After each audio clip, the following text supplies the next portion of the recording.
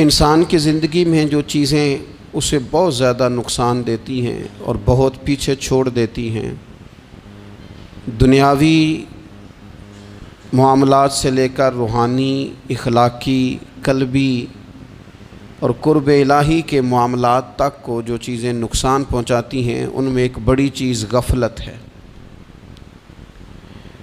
ایک لفظ ہوتا ہے جو ہمیں اکثر سننے کو ملتا ہے کہ آپ کی توجہ نہیں ہے۔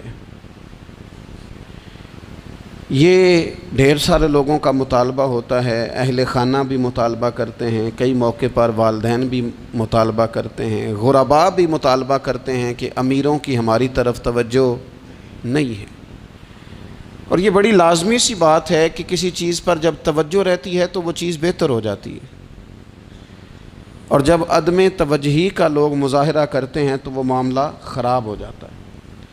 یہ جو عدم توجہ ہے اسی کو غفلت کہتے ہیں، اور جب انسان کے مزاج پر غفلت طاری ہوتی ہے اور غفلت اس پر پوری طرح غلبہ کر لیتی ہے تو پھر اس کی زرخیز زمین کو وہ بنجر کرتی ہے۔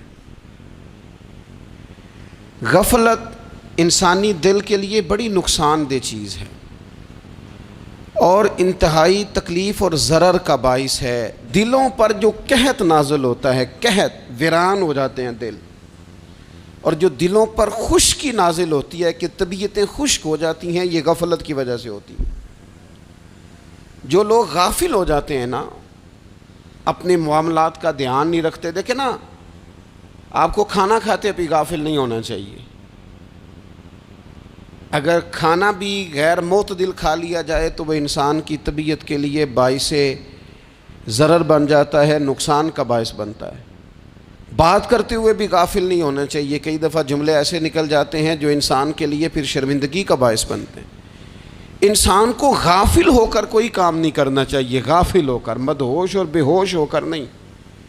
غفلت دل کو ویران کرتی ہے، طبیعت میں خشکی لاتی ہے۔ غافل کبھی نہ بنے۔ قرآن مجید فرقان حمید نے ارشاد فرمایا کہ اقترب للناس حسابہم، فرمایا لوگوں کے حساب کا وقت قریب آ گیا، وہم فی غفلۃ معرضون، اور وہ ابھی بھی غفلت میں منہ پھیرے ہوئے ہیں۔ ٹائم آ گیا حساب دینے کا، لیکن وہ ابھی بھی غافل ہیں۔ ہمارے جو زیادہ تر نقصان زندگی میں ہوئے ہیں وہ صرف ہماری غفلت کی وجہ سے ہوئے۔ ہم نے چیزوں پر توجہ نہیں دی، چیزیں گڑبڑ ہو گئیں۔ جس آدمی نے پھول لگائے ہوں، پھل لگائے ہوں، کھیتی لگائی ہو، وہ دانہ ڈال کے پانی دے کے فارغ نہیں ہو سکتا، اسے توجہ کرنی پڑتی ہے۔ اور کسی نے کہا تھا مالی جیندے ہون تو پھر بوٹے سوکدے نہیں، اگر موجود ہونا ان کو سینچنے والا، رکھوالی کرنے والا، تو پھر ان کی جڑیں کبھی خشک نہیں ہوا کرتی۔ ہماری جو غفلتیں ہیں یہ بڑی ضرر کا باعث ہیں، نقصان کا باعث، اور مجبوری معاف ہوتی ہے، غفلت معاف نہیں ہوتی۔ اسکول میں پڑھتے تھے، مدرسے میں پڑھتے تھے،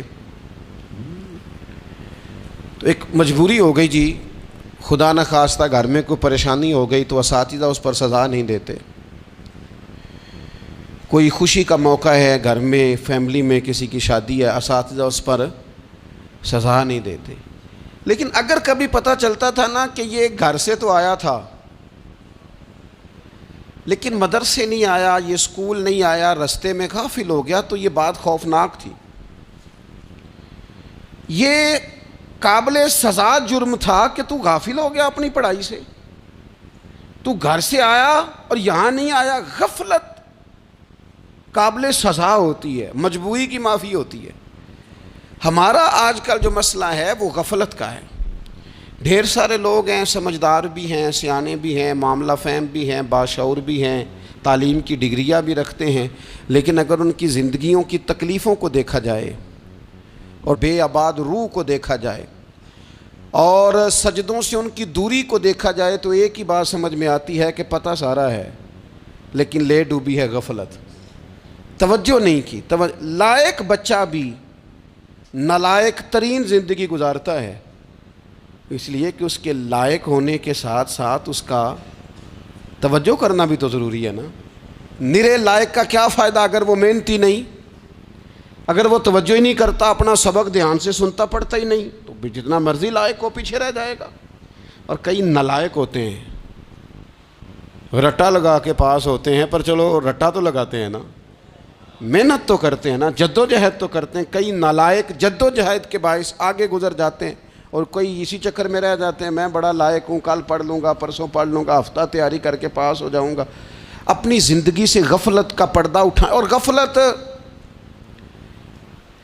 اس کے لیے فیصلہ کرنے کی ضرورت ہوتی ہے، پلاننگ کرنے کی نہیں، فیصلہ کرنے کی ضرورت ہوتی ہے کہ میں نے اب غفلت کرنی۔ ہم نہ جب بھی کوئی پروگرام بناتے ہیں تو منصوبہ بندی شروع کر دیں، منصوبہ بندی نہ کریں، فیصلہ کریں، کہیں کہ میں نے غافل نہیں ہونا۔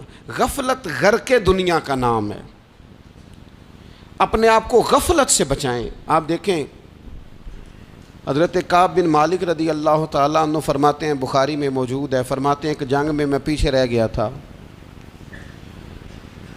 میرا خیال تھا کل چلا جاؤں گا، گھوڑے اور سواریاں میرے پاس تیز ہیں، مضبوط ہیں، پرسوں چلا جاؤں گا، تیزی سے بھاگ کے میں پہنچ جاؤں گا، میں قافلے کے ساتھ شامل ہو جاؤں گا، لیکن بس تھوڑی سستی ہو گئی، ذرا غفلت ہو گئی۔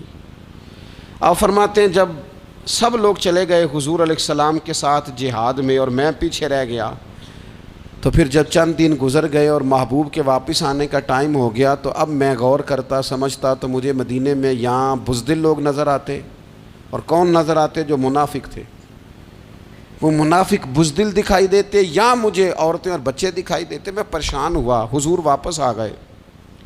جنہوں نے بہانے کیے تھے نا منافقین نے، یہ مجبوری تھی اس لیے نہیں جہاد پہ گئے، یہ جنہوں نے بہانے کیے تھے انہیں مل گئی معافی، اور میں نے سچ بولا، میں نے کہا یا رسول اللہ میں غافل ہو گیا تھا۔ اب کہتے ہیں میں نے جب کہا نا حضور سستی ہو گئی تھی، ذرا غفلت ہو گئی، تو بندہ محبوب سے ہی غافل ہو جائے، بندہ وہیں سے غافل ہو جائے۔ جو دم غافل سو دم کافر، سانو مرشد اے ہو پڑھایا۔ جب کہا نا حضور وہ غلطی ہو گئی، کوئی مجبوری نہیں تھی، تو فرماتے ہیں باقیوں کو معافی مل گئی، میرے ساتھ حضور ناراض ہو گئے۔ ایک دن نہیں، 2 دن نہیں، 50 دن حضور ناراض رہے۔ مدینے کی گلیوں نے مجھے پہچاننا چھوڑ دیا، در و دیوار سے مجھے یوں لگتا تھا کہ میں پردیسی ہوں۔ فرماتے ہیں میں مسجد میں آتا تھا، میں جب محبوب کو دیکھتا تو حضور رخ انور پھیر لیتے، اور مجھے پتا تھا جب میرا چہرہ ادھر ادھر ہوتا تو پھر کریم رحمت کی نظر فرماتے۔ فرماتے ہیں 50 دن مسلسل، پھر مجھے حکم ہوا کہ بیوی بھی بھیج دو، میکے بچے بھی بھیج دو، ننہال یعنی تنہا رہ جاؤ۔ فرماتے ہیں وہ میں نے قید تنہائی کاٹی، لیکن شکر اللہ کا یہ ہے کہ میں سچا تھا، بس ذرا بھول گیا تھا، بس ذرا غفلت ہو گئی تھی۔ تو فرماتے ہیں پھر اللہ تبارک و تعالیٰ نے میرے اوپر فضل یہ فرمایا کہ میری توبہ کا اعلان رب نے قرآن مجید میں فرمایا۔ تو غافل نہ بنے کبھی بھی، ہمارا نا مسئلہ یہ ہے، اور آپ نے ناراض نہیں ہونا، ڈھیر سارے لوگ غافل ہو جاتے ہیں، مالدار بھی غافل ہیں، صاحبان علم بھی الا ماشاء اللہ بہت ساری جگہوں پہ غافل ہیں۔ جن لوگوں کو 4 لوگ جاننے لگ جاتے ہیں، کوئی مقام حاصل ہو جاتا ہے، وہ بھی بہت ساری جگہوں سے غافل ہو جاتے ہیں الا ماشاء اللہ۔ غفلت بڑی تکلیف والا منظر ہے۔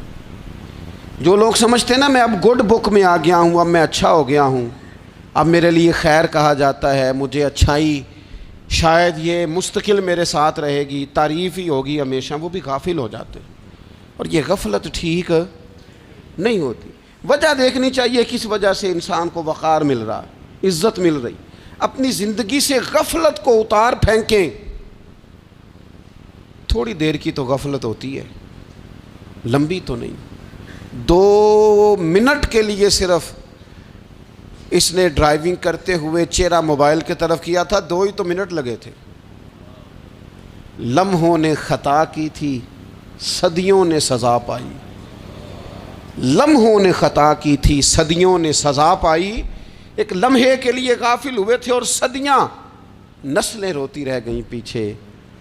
بچے تڑپتے رہ گئے، اہل خانہ پریشان رہ گئے، ماں باپ ساری زندگی روتے رہے، لیکن یہ 2 منٹ کے لیے